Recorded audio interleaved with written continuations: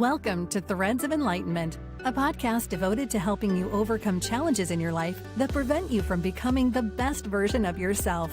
Each episode features interviews with people from all walks of life about their journey of self-development and the principles they utilize to overcome their fears to achieve their desired outcome. Ready to be enlightened? Here's your host, Ken Primus. Welcome to another episode of Threads of Enlightenment, and this one I'm pretty excited about, guys, because later on I'll let you know why, but I have this wonderful, powerful individual before me, and I want to thank her for coming with a couple of things I deem very expensive in our life today. One is time. 24 hours is is offered to every one of us, and it is a powerful gift that has been given to mankind. How we utilize our time will tell me much about you. The other is the journey. The journey is a powerful creator. It has created Meera in front of us, and I want to thank her and honor her for coming and sharing these precious commodity here with us at Threads of Enlightenment. Meera, thank you so much for coming. Well, thank you, Ken. It's wonderful to be here. Thanks for having me. It's an honor. As I mentioned to you, the first question that I throw at you guys as you come on is, how do you serve mankind? And it's also for the audience, for them to get a picture that this life is not just about them. It's also about the collective. We ought to go through our journey, but we ought not to stay there. We ought to continue in our development so that we can become servants and help each other through our pain. So how do you serve mankind? Well, service is actually really important to me. I'm an Ishaya Monk, and so actually my everyday life is about service, surrender and stillness, so every single moment of every single day, it's almost like I'm looking for places to give. And I think the speciality, in that is in teaching the Ascension techniques that I practice and use myself, which enables me to come back into myself, know myself fully, and then I help others do the same. But kind of within that, there's become a thread that revealed itself, mainly because of my experiences. I think we serve best when we kind of teach from our own experience, when we share what we've been through. And so for me, having been in long-term chronic pain for many years, one of the ways I help people is to help them to transcend suffering. There's a difference between pain and suffering, for example. So pain is always possible, but suffering isn't necessary. And so, that's one of the main ways I serve, is to help people out of pain, to change their relationship with pain, to actually, the way out of pain is into yourself, So when you can come back into yourself,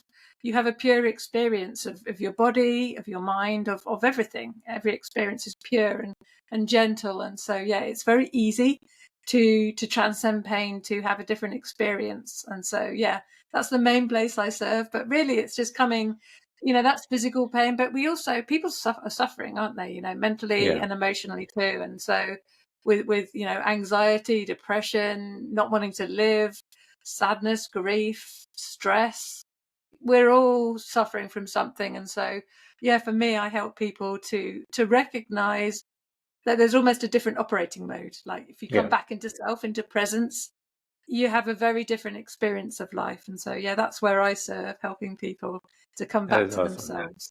I love it. One of the customs that we have here at Threads of Enlightenment is we go back in this thing called the time machine to revisit some of the spaces that we usually reside for a few years, if you will.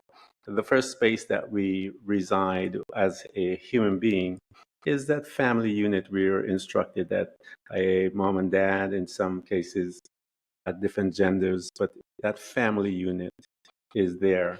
And those individuals are now going to begin to program you, if you will, to think a certain way and to act based on culture, based on whatever religion, based on different things that are there on micro levels of programming. But mom and dad are now going to deposit info into you. What was your family unit like? Well, my family unit was very loving, actually, but very traumatized. I think most families are, actually. It's like we have a way of interacting with each other which we adopt from our parents. So, unless your parents are very peaceful and still and calm and quiet, then we pick up certain traits from them. So I think one of the things I first recognised with my mum, making phone calls, for example, she was terrified of making phone calls, like huge anxiety. So I adopted that. And it's like kind of seeing how, in some respects, we don't want to become like our parents, but I think we always do, because children are like sponges and we absorb everything. So, taking everything in that was around me, I became very anxious. I became very stressed, and I became this person who needed to be doing something in order to feel like I'd achieved something. So really that was very pressure filled, because it's almost like however much I did, it was never enough. So I was always having to do more. I was always having to prove myself and justify my existence, if you like. And so, my experience now is very, very different. Coming back into being, as the foundation for doing, is a very, very different experience. So I'm so grateful actually to my family for showing me the way not to do it, in a way,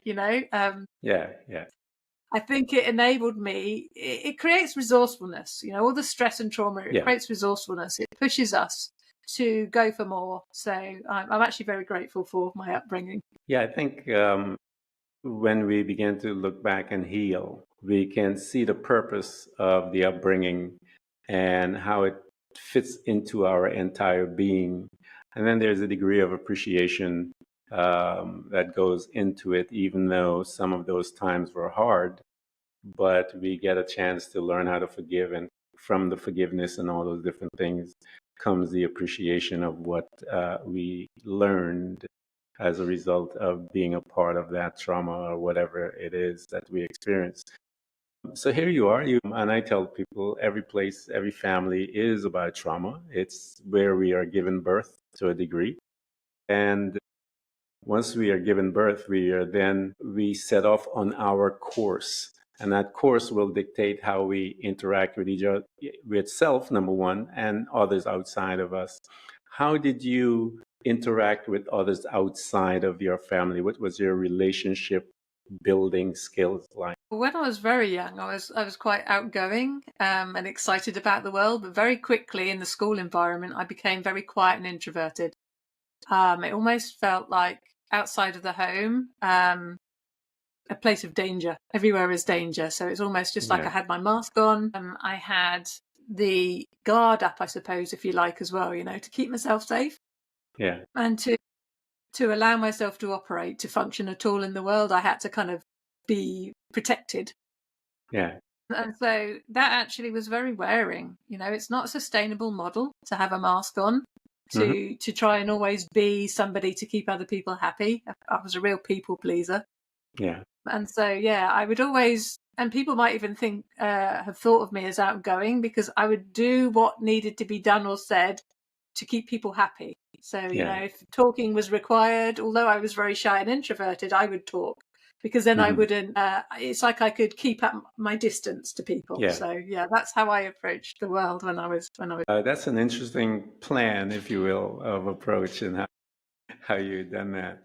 And I think we become skillful as we are in that phase. I tell people we're in that phase of, it's like almost where we're just managing ourselves, we're managing the trauma that we've gone through and whatever, that survival way. We learn how to go in and out. We become really good actors, if you will. And we create these characters to keep our sanity as we're moving through life. As you're heading through life and you're actually walking towards becoming, quote unquote, an adult, when you were looking towards college, what was your conversation with yourself, maybe even family that are engaged in that? Which field of study did you pick, Meera, and why did you pick it? So I chose graphic design. And really the only reason I chose it is because all I loved was to be creative. I loved art. I loved to express. And I remember going to a fair to look at all the different, possibilities for college courses and professions. And I just came across this store with this very friendly lady.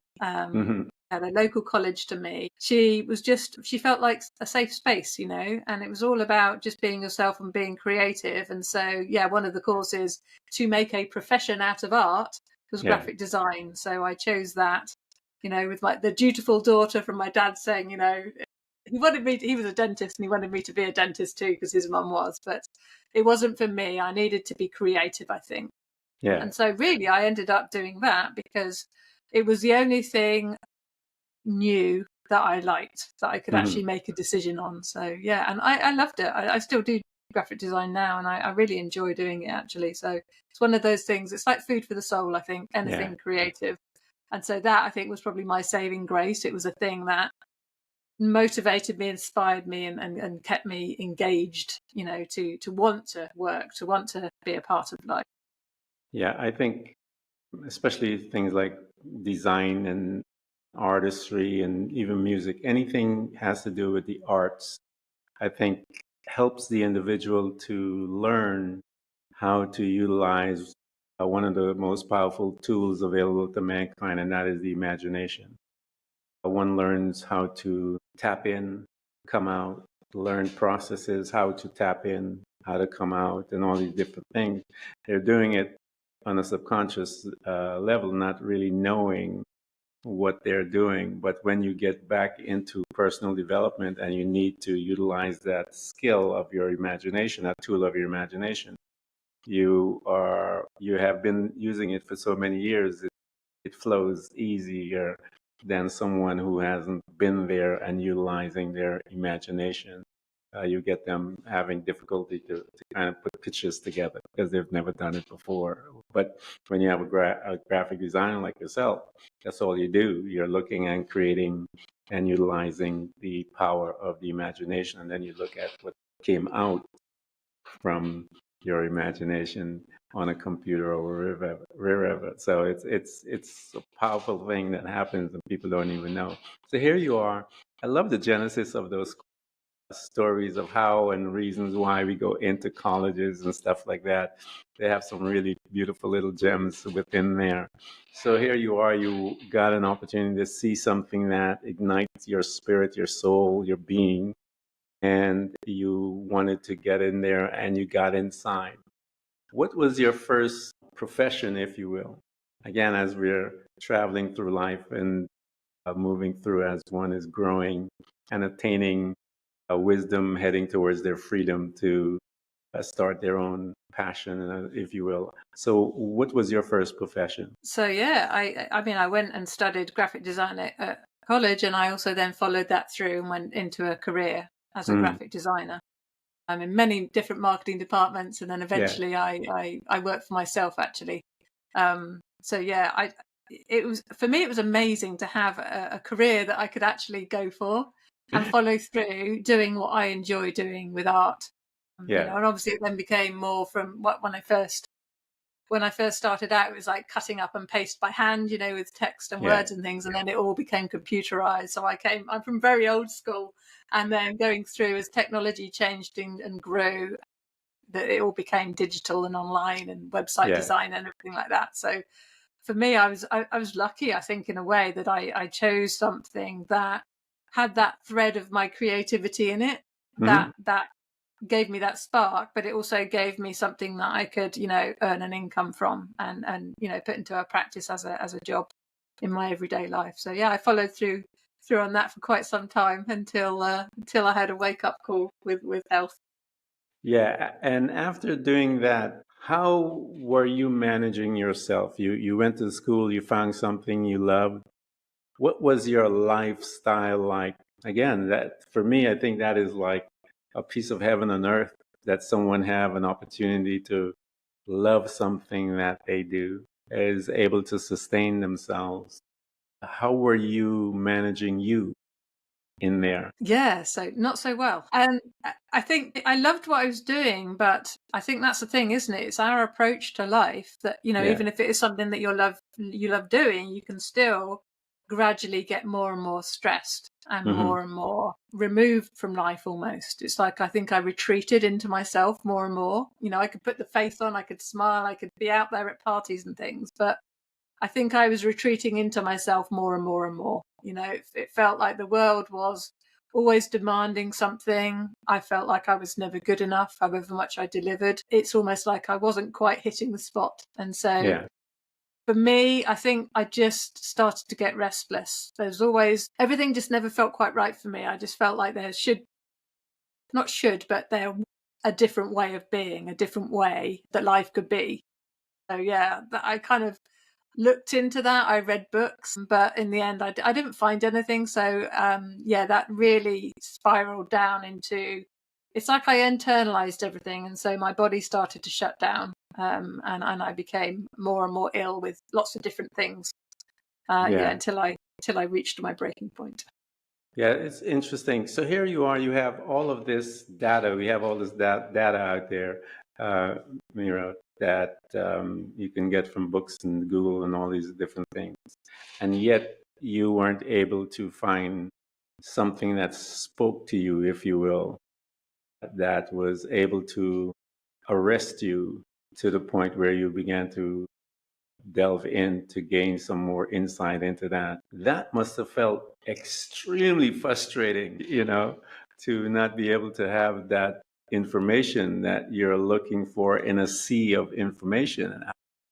What did it do to you? Yeah, so it was very frustrating. And I think there was just like, all the books I'd read, but it was all theoretical, like The Power of Now, it'd always talk about presence, being present, being in the now, and all of these wonderful spiritual things. But there was no handbook to tell you how to actually apply that, how to experientially find that. And so for me, at that point in time, there wasn't that avenue. I didn't find the avenue. And so it's almost like I had to break down some more before I was open enough. I think because I was so busy keeping the world out, in my defense mechanism, I didn't actually allow an opening for me to actually go for what I wanted, if you know what I mean. So it's like I wanted it, but it's like I wouldn't let myself have it. So I think then the teaching didn't appear. I don't think it appears until you're ready and until you're really lined up with, I want this now. And that was my experience. Until that happened, I didn't come across the Ishayas. And when I did, then it's because I'd gotten to that point. I hit rock bottom. I basically got to the point where I didn't want to live anymore. So then I attempted suicide. And thankfully I was caught in the act, so I wasn't able to go through with it. But in that moment where I was at my lowest point, I think I just totally surrendered. Like, what's the point? I totally gave up, but in a really positive way, actually, because in that surrender, my experience opened up into one of deep, endless peace. So it's like I went from extreme suffering and not wanting to be here on this planet to this very gentle, full, expansive experience. It was so huge, it's just like it's bigger than everything. And so it's like it swallowed up all the grief, all the pain, all the the torture I'd been going through. It swallowed it all up, and then there was just peace. And so that experience lit me up. It's just like, whoa, hang on. It's like wake up call, but in a very beautiful way, in that it impressed upon me experientially. So there wasn't just someone telling me, look, this peace is possible. You could have this peace. You could have a really joyful, happy, fulfilling experience and live your purpose. That I'd heard all of that, but it never reached me. Whereas this experience, it's like it permeated through every cell in my being, and drew me out into this fullness of just being pure awareness. And I didn't really know at the time what it was. I didn't understand it, but boy, did it make an impression on me. And I kind of thought, if I can have that level of peace and beauty in that moment when I was at my lowest, pretty sure I could have that in everyday life. So that kind of started me on a quest to go, right, come on then. What is available? Now I was open. Now I was willing to explore fully, because I now knew it was possible through a direct experience. And talk to us a little about the pulling away, Meera, of wanting to deal with the issues or dealing with the self. And what did some of those manifestation of pain look like? What was it? Because that was a pretty strong thing that caused you to want to to dispatch of yourself on this planet. What was it that was manifesting in your body? Because I tell people, or try to educate people, that storing emotions where it's blockage, it's something that is blocked, since it's an energy, it will manifest in you somehow. Sickness and disease will manifest. And I've seen a tremendous amount of people with pain when they began to look inward, fibromyalgia, arthritis, all these different cancer, all these different things, diseases, when they began to deal with self, they began to get their healing. So talk to us about what was some of those manifestations of the pain. And then I want you, when you finish with that, I want you to lead us into that day that you had surrendered. And how did that incident of your surrendering, when you said you got caught, what was the expression with you? You said it was this elation, but if you can get us a little more insight into that. Yeah, there's more to the story actually. So yeah, for just to fill in the gaps a little bit, I was kind of going through life, I got the job, and so then I met a man, fell in love, got the husband, had 2 children. And it was really when I had the second child that the condition that I actually still have, it's called symphysis pubis dysfunction. And that led me to not being able to walk. And also I was in excruciating pain. So it wasn't just the immobility. Every single moment was like this screaming level of pain. Like when people say, what's your pain like? 10 out of 10. It's like, no, 100 out of 10. It's just like, 10 out of 10 just doesn't sound enough for the level of pain I was in. So yeah, not only could I not walk without, I could just about shuffle on crutches around my flat. I lived in a first floor flat. Had to go up and down the stairs on my bottom to even get up and down. And then anywhere longer, I was in a wheelchair. So I was in a very restricted physical experience with my mobility, and I was in very high level of pain. And I'm grateful for this. Morphine didn't touch it. So I had morphine, which helped initially. It also incapacitated me. So first time I took morphine, brilliant. The pain eased to a comfortable level. The second time I took morphine, I couldn't move off the bed. I was like incapacitated. So I'm like, well, I can't live like that. So thankfully, I'm very grateful that I didn't go down that path. And so I had to look for other solutions. And so within that, I found a support belt that helped me to walk a little bit more. But really, I got to the point where something happened. I was lying on my bed in pain, and there was building works going on ahead above us. And somebody dropped something on the floor. And it was like, it jolted me, like I'm lying there trying to rest, and this thing jolted me, and something snapped in me. I'm like, right, that's it, I'm done. This is ridiculous. Nobody cares about me. I've asked them to be quiet upstairs and they're not. So, because it wasn't the first time it happened. And it was just this one time I just thought, no, I'm done. So I slowly got myself out of bed. It wasn't a quick thing because I couldn't move very easily at all. So yeah, I dragged myself on my crutches little bit by little bit, which is probably how I got caught, because my husband then was aware that I was moving around, and I went into the kitchen, I went into the drawer, got a knife out, and I was literally about to cut my wrist to end my life. And my husband came in and tried to talk me down, and he was holding our son, who was about, I don't know, 18 months, somewhere between 18 months and 2 years old. And I was just totally focused on, I just remember I was just looking at my wrist, looking at the point of the knife against my skin. And that was my whole world. It's like my whole world had shrunk down to just that one thing. Yeah. And in that experience, I could hear my husband, but it's just like, he wasn't reaching me. It was just, he could have said absolutely anything, and all of it was an utter waste of time, because I wasn't hearing, I wasn't able to take in his words. I knew he loved me, but it was at that point in time, it wasn't enough. It was too painful. And there was just, for me, it was pointless, helpless, hopeless, so really, the surrender came in that moment. I was shut down to a degree, so that's why it wasn't peaceful at that moment. But I heard my son was being held by my husband in his arms, and he made this kind of like, how babies make that little gurgly sound in their throat? Yeah. Very, very quiet sound. But I think because it was just so quiet, and there was such a pure energy about it, I suppose, and my eyes just flicked up and looked straight into his eyes. And that's when the full surrender happened, and I was just transported.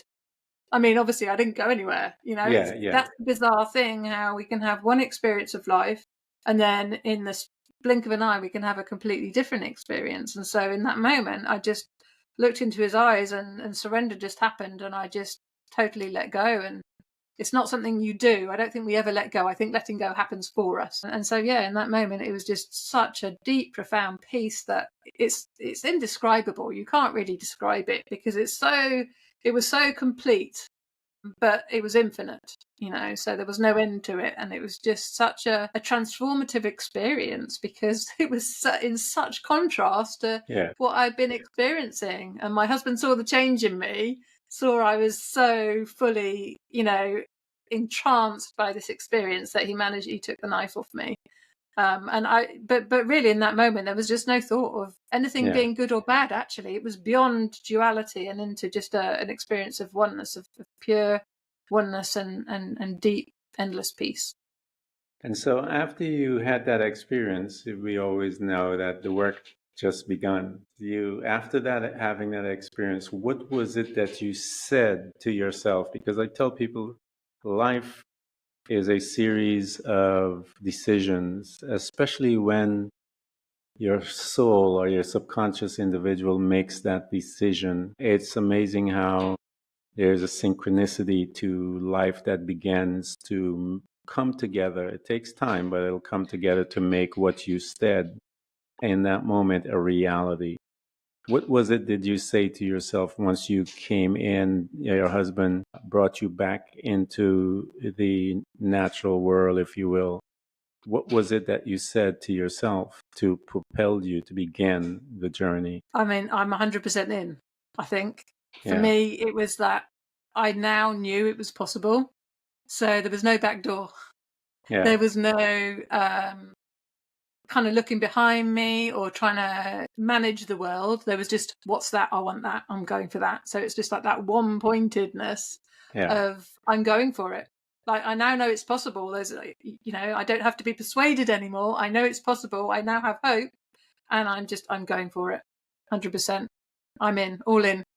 And once you came all in, what did you find now that you weren't able to locate earlier that helped you to move from a... It's like I tapped into the synchronistic flow of the greatest force for good in the universe. That's for me what God is. It's just this greatest universal force for good.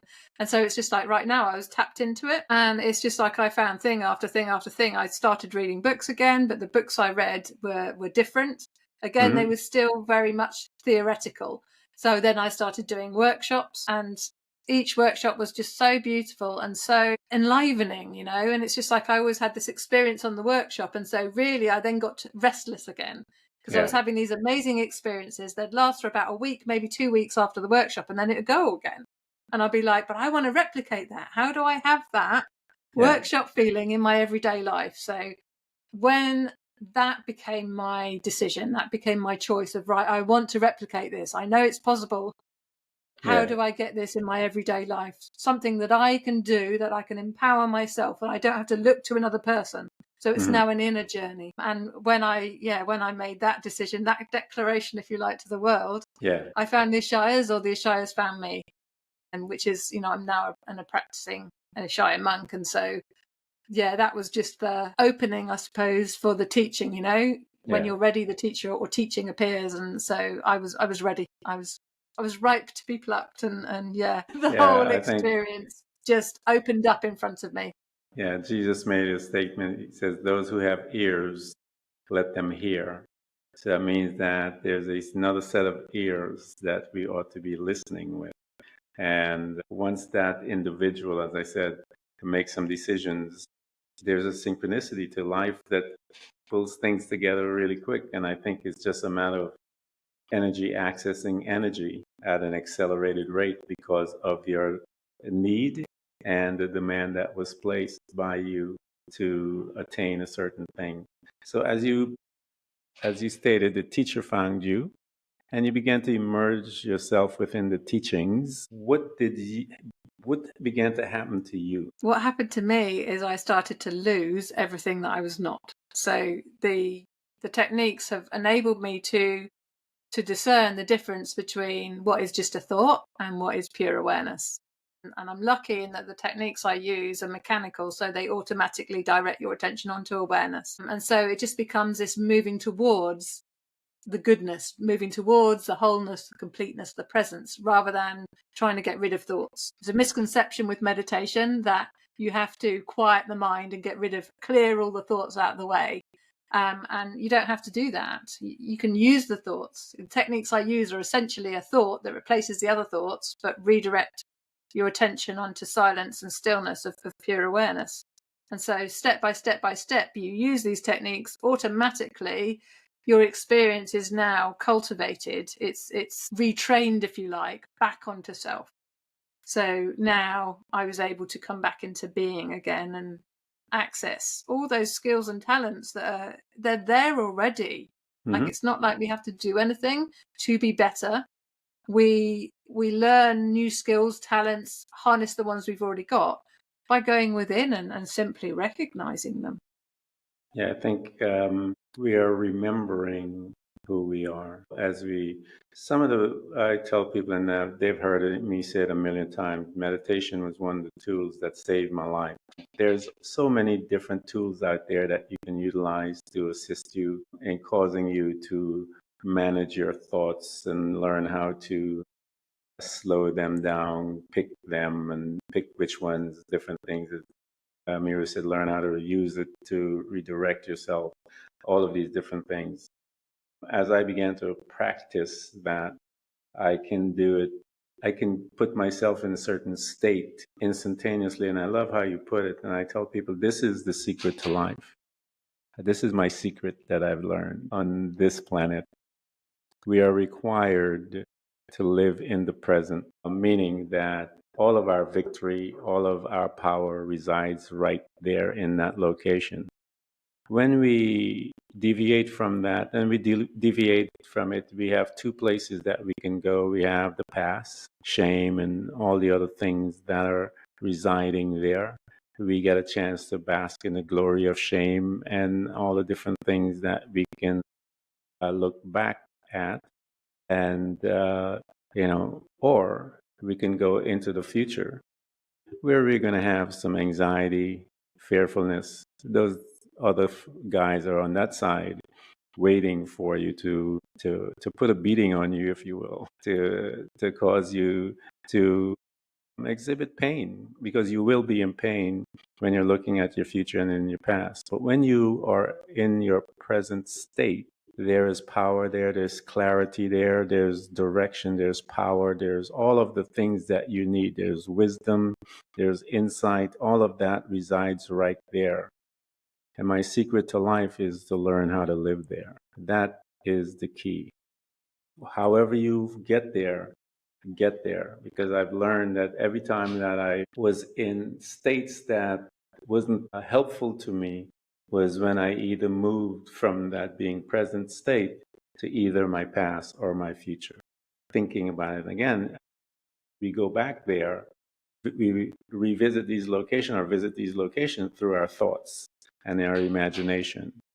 And I keep telling people that thoughts are fluid. It moves back and forth. It's not you can pick and choose and change your life, but you have to learn how to live in the present, because that's where your victory is. So here you are, you got a chance to study, you're seeing some of the things that I'm talking about, and you notice the changes with you. Talk to us about what began to happen to you physically as you began to learn how to excavate, how to stay present in your life. Yeah, that's where the magic arose really for me, because I think I've been approaching my physical body in a way that it was broken and it needed to be fixed and repaired. I needed to be cured. And what the Ascension meditation techniques gave me is the ability to actually just come back into self and recognize that the self isn't the thoughts passing through, it's the conscious awareness. Mm-hmm. And when we can actually be present and, even go beyond being present, where our attention can still be outward faced, to have the attention in onto the state of presence, healing happens by itself. Like your body just lets go. thinking requires an awful lot of effort and puts an awful lot of strain on the body, and it's almost just like there's lots of different instructions for the body when thoughts are happening. So it's like you clutter the body when there's a lot of activity in the thinking mind. And so as you come back to just stillness and silence, then the body frees up. The nervous system naturally and automatically releases stress. So healing happened. I got better and better, healthier and healthier in, so many different areas, from like repeated headaches my asthma got easier, my walking and mobility got more smooth and fluid. And so, and I'm fascinated still now today to see what else is possible, because I'm no longer in any pain whatsoever. Yeah. Pain can still happen though. And for me, pain has become like this doorway to a higher level of consciousness. So it's something that I'm a bit of a weirdo, really. I get excited about it because I can start to recognize that there's some part of me that's putting my foot on the brake, like I'm not fully open to myself completely. And so the pain kind of opens me up. It's like a signal to go, you're moving away from yourself. You're going into a thought-created reality again, and you're missing the magic of this moment. So it's like a signpost back to my own heart. So, I can actually continue to explore from a state of presence and then reap all the rewards and all the beauty that comes from that. Yeah, I've heard, again, from my life and from reading and dealing with lots of people. In the psychology realm and quantum physics, you hear people talking about accessing the quantum realm. And I tell people in the religious sect, they say in the heavenly places, it's basically the same location. But you can only be there in your pure essence. You can't be there with worry and all the other things and healing and all the other stuff that one requires or want and need is sitting right there. And when one is in their pure essence, and I usually take stories like, I hear stories from people just like yours. You go there constantly back and forth through your meditation, and then all of a sudden you begin to notice your body is not as painful as before. And eventually you've learned how to rid yourself of the pain and all the different things as you progress. And like you said, there's a degree of surrendering to each level that one is being pulled towards. And when we are resisting, the pain begins to come back to bring you back into your awareness to say, hey, there's more. I come on back. Let's go. And as you go there, there's everything. What's the possibility? The possibility, the principle says all things are possible to him who believes. And that is the key. You have to release a lot of things in order to believe. You have to release your preconception. You have to relieve all those programs that you have. You have to relieve all of those things, release it. And it's a space of surrender where you just trust and know that all things is one where you're at within that space. And the energy and your healing, your freedom, all of it is right there. But you have to learn, and that's the fun part. We got to learn how to live there every day. Isn't it wonderful? It's a lesson to learn because you have to be focused. And it's easy to vacate that position, but it's also easy to recognize when you're living in a state of awareness. And I tell people, learn to become an observer. An observer within yourself will allow you to become present because you will be questioning your thoughts, your belief, your feelings, everything. As where did that come from? Why? How? And all those things. As you allow yourself to investigate yourself, you will learn the deeper things about you, and you're able to stay within the boundaries of being present, and you'll be able to get what you need. So here you are. I know as you are practicing and begin to notice a few things, that you began to one day put pen to paper. Here is someone who has gone through so much pain, so much discomfort in life, to the point where pain was such a dominant part of your life that you wanted to leave the planet. And then you had a magical encounter. And then as you began to learn about yourself, learn and apply different tools, you decided at some point I always like to say we decided, like we didn't decide anything. We were just pulled where we have to do this. So you came about writing. What was your thought process when you were putting your first book? What was that incident that caused it?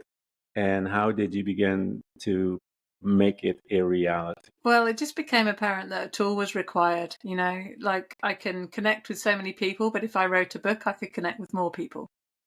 So it was really that wanting to reach more and more people to let them know what was possible, because pain is always possible, but you don't need to have that experience. And what you're calling a magical experience that I had, it's my everyday experience now. It's no longer this transcendent experience. It's something that you can live in, live from, create from 24/7.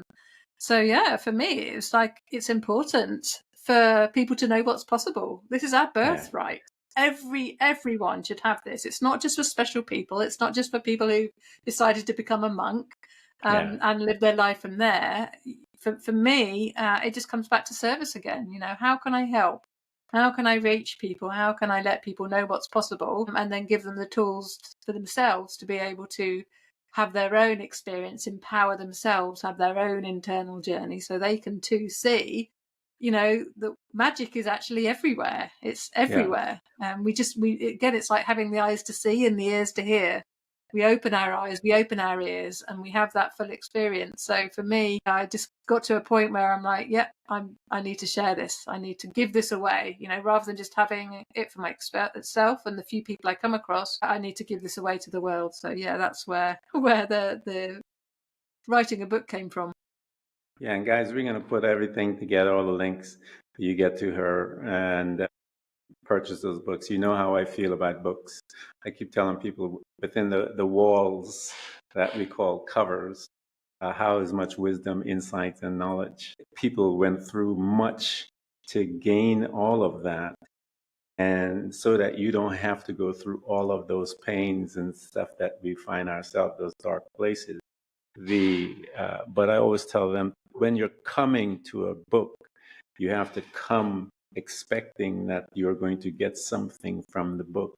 And when you do that, you are preparing yourself to receive. And trust me, the words will come, the words that you need will come alive and jump straight into your being and give you the courage and the insight and the wisdom that you need to begin to change the trajectory of your life and your mind, because that's where most of the discomfort comes, is from our thoughts and how we process those thoughts and how they manifest in our life. And so those books that Meera has, because of her studies, have wisdom in there, and you guys need to offer it to your friends and family, get it for yourself as presents. As I said, we have to learn to become more creative, and just giving Dad and Father's Day of Thai or something like that. We need to be more creative and get some really good books in the hands of each other so that we can delve into wisdom, knowledge, and insight and free ourselves from our pain, because many of us are in pain to a degree. So here you are a successful author, and you have learned how to manage the self, how to engage with the self, the most important assignment you will ever have in your life. As you're here in this particular time of your life, what is it that you feel is a good nugget, if you will, to leave to our listeners so that they can jolt them into seeing that they're not alone? You are not alone. And I keep trying to tell people, you are not alone while you're in your pain. It may seem like you are, but it's not true. Talk to us, to someone that were in that same space like you were, Meera, that caused you to crawl to the kitchen and attempted to end your life. Encourage someone there, right there, as to what and why they should keep moving. Well, for me, I think looking back at that journey, and something that still makes sense to me now is to always ask yourself, what one thing can I do? Because I think sometimes it can feel too overwhelming. We're so absorbed by the pain and suffering. But if we just come back to this moment, like when you're present, everything's bite-sized. We're only addressing what's there in front of us. So if you just come back and just ask yourself, what is this one thing that I can do that might make a difference? Even a tiny, tiny difference. Do that. And then that's one step forward. And then what else? What else? What else? So you're not overwhelming yourself. You're not trying to get to the end result. So often people kind of put the cart before the horse and they try and get to the end result. Whereas for me, certainly the techniques I teach, we call it the path of joy. So we come back to this moment. What can I do? Almost what wants to happen. Because I do believe there's this greatest force for good that's always trying to help us. There's a belief in pronoia, for example. It's the opposite of paranoia. Paranoia is like the whole world's out to get me. Pronoia is the belief that there is this force for good that is secretly working in our favor. Go for it. Try one small thing and see if that improves things. If it doesn't, course correct, try something else. But for me, it was just like little bit by little bit building on with all these tiny things made a really, really big difference. And you start to gain momentum as well. And when you find things that just help, So for me, the first thing was the support belt. Now I could stand up and not be in as much pain because it was holding me together. It was pulling me together. And so, what one small thing can you do? And then explore what else? So it's one tiny little baby step at a time. And anyone can do that. That is wonderful advice. And again, guys, I want to thank Meera for coming to Threads of Enlightenment. And remember, this is the reason why we are here at Threads of Enlightenment, is to let you hear these stories, to give you hope so that you don't feel alone. We're going to provide everything for you guys to get access to her. And again, as I said, get her books, because I know from our conversation that we haven't really tapped into much of her wisdom. And she has so much more. You can even tell in that smile that she has in her face. And so I want to challenge you guys to get all of her books as presence, read them, and change your life, because that's what we're about, learning and helping each other to change our lives so that we can become who we truly are. Help us to remember so that we can move forward in this life. Meera, I want to thank you so much for coming to Threads of Enlightenment. Thank you so much. It's been wonderful to be here, and I've loved chatting with you, Ken. Thank you. Thanks for tuning in to Threads of Enlightenment with Ken Primus. Hopefully you're now feeling more empowered to overcome the challenges in your life, whatever they may be. Share that inspiration with others by telling them about this podcast, rating it, and of course, remember to subscribe so you don't miss a single episode. For more connection, you can find us on Facebook and Instagram by searching for Threads of Enlightenment. Until next time, stay enlightened.